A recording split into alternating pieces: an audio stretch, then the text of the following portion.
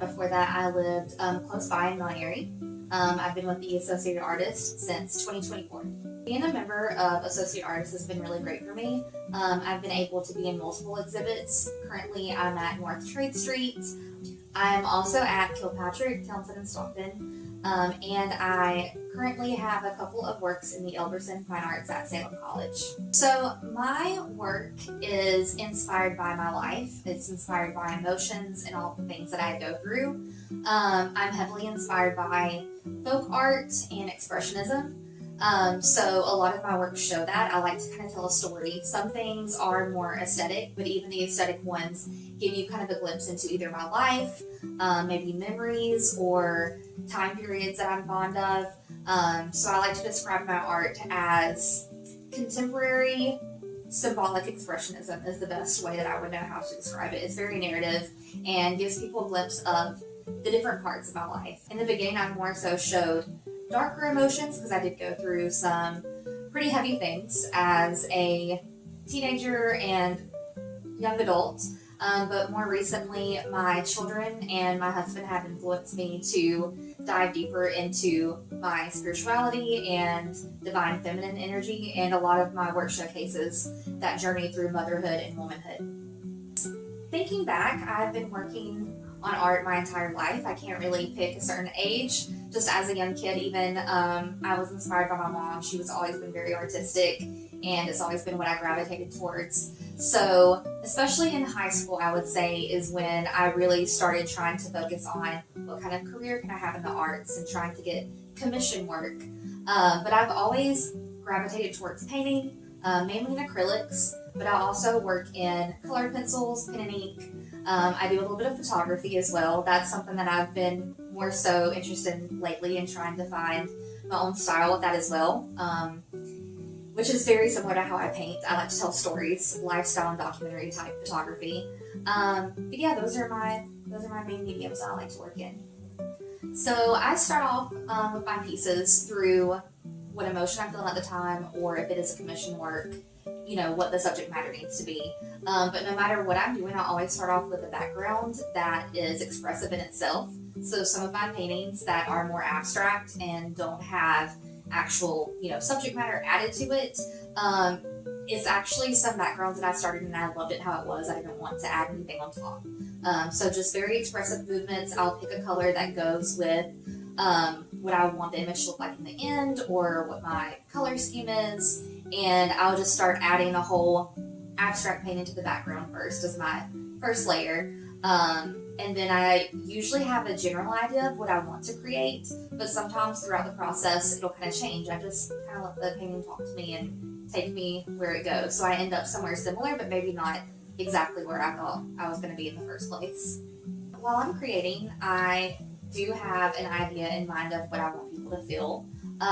Some artworks I get this strong urge to convey, like most recently my I Am Woman collection, this empowerment for women, or maybe when it's about my kids, I want them to see the beauty and just simplicity that you can enjoy in childhood. So I have that in mind of what I want them to feel, and I have an idea of how I want to convey that, but a lot of times I'll come up with other ideas as I go on how to, you know, show the viewers that mood that I'm wanting them to feel. So one of my favorite shows that means a lot to me that I've been in with the Associated Artist would be at Milton Rhodes, and it was a music-inspired exhibit. I created Keep Your Head Up with the likeness of my youngest daughter in the image, and it's just something that I hope will inspire her as she grows, inspire other girls, and it really made me feel successful in myself. It made me feel proud of what I created, and kind of led the path to the style that I'm now, I call my own, what I would currently be known as. Like if you go and you see some of the art that's hung up, you can really tell my style of art now compared to others. My other favorite show would be my I Am Woman exhibit that I had. It was a duo exhibition, and those works are some of the most important artworks to me that I've created in my life. They mean a lot to me as far as becoming confident as a woman, as a mother, and really seeing the strength in that. Growing up, I feel like a lot of girls and women are told that certain things we go through are more of a negative, or it hinders us, but they're really strengths and they're blessings and it's magic, and I just want to show that in my art. I hope to see my art in bigger galleries, more widespread in the next 5 years. I would love to be in larger locations, larger cities, continue with the associate artist and any other art groups that may come up within that time. I just really want to reach a wider audience and to be able to have not just the success that I already feel in creating and sharing with others, but have it make some impact. A lot of my favorite artists are also known as activists, and that's really important to me. So I hope to leave that mark on the world as well. My goals for my future as an artist, as a mother, is to continue being an art educator. That is very important to me. I want to instill in our children and our future generation how important the arts are and how they can discover themselves, even if it's not being an artist. I still just want them to feel confident in who they are and have that expressive outlet. And then for my children, I hope that they grow up knowing that their mom always encouraged them to be who they are so they can feel comfortable and reach their goals. They are all very artistic as well, but I would never push them into that. I just want them to flourish and grow into the beautiful humans that I know that they can be. I would say my biggest advice for emerging artists is to make contacts with other artists. There's power in numbers and community, and it has really helped me just associate myself with other people who are into the arts, whether they create themselves or they support the arts.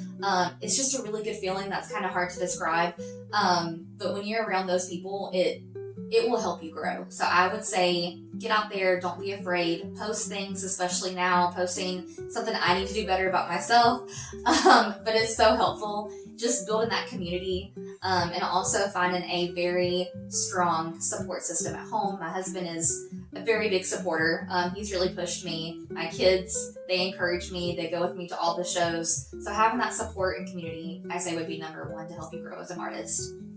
5 fun facts about myself. 1, I'm a Gemini, and that is a very big part of my personality and incorporated in a lot of my art. 2 would be my favorite color is turquoise, also in a lot of my works. My 2 most favorite artists are Frida Kahlo and Basquiat. I'm also a poet. I love to write poetry. I love to read. And my last fun fact would be that I love all things spooky, macabre, true crime. That's my side hobby besides art. Again, my name is Erica. Thank you for watching, and please feel free to check out any of my social media and keep creating.